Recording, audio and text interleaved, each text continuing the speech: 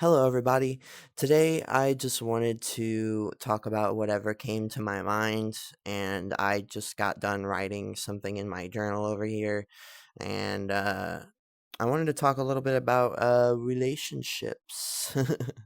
um, for me, I had a lot of trouble with relationships. Um, I've been cheated on before. I've also been broken up with from someone else who just so happened to think that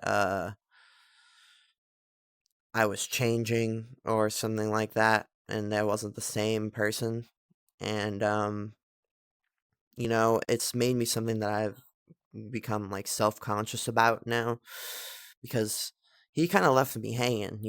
He that guy that got in a relationship with me, he totally left me in the dark with like what I did wrong.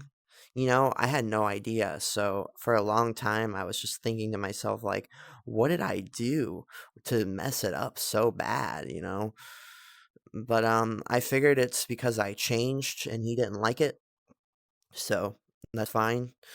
To each their own. I uh I got over it. So, here I am. I'm polyamorous now. That's a thing. I I've become polyamorous, and I don't regret it at all. It feels it's the most natural that I've ever felt in my entire life. Um Being in like a family, kind of is something that I enjoy in our relationship that we have, and loving each other equally, and also being a lot more open as well in our relationship too is another big thing that I really really appreciate. uh it's given me the freedom to think and the freedom to do what I want and not have to worry, you know? I don't have to worry about anything. That comes with long distance relationships, which includes like trust issues and all sorts of stuff.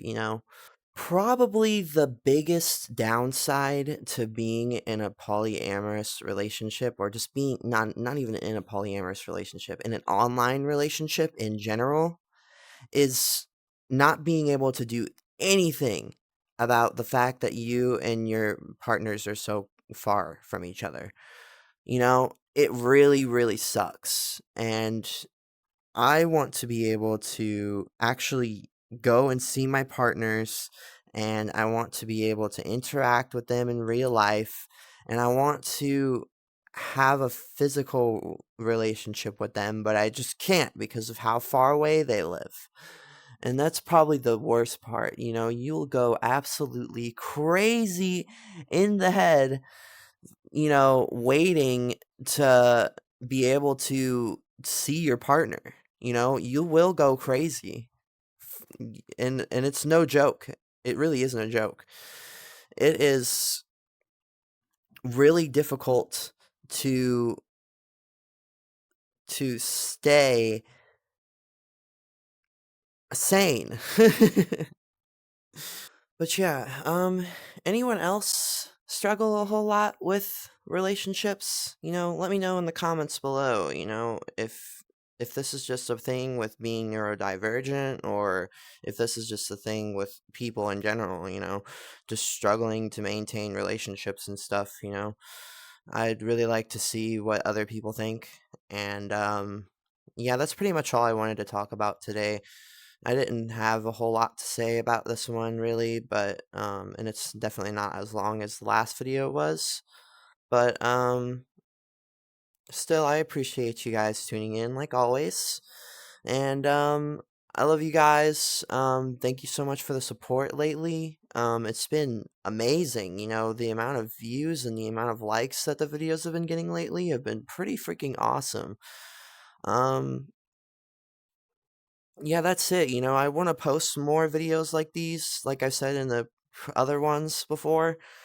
Um, so expect a lot more of these kinds of videos. Give me some topics to talk about, maybe. Give me some questions, ask me some questions that I can answer in the next video. And yeah, that would be totally awesome. And I will see you guys later. Bye bye. Bye bye bye bye bye bye.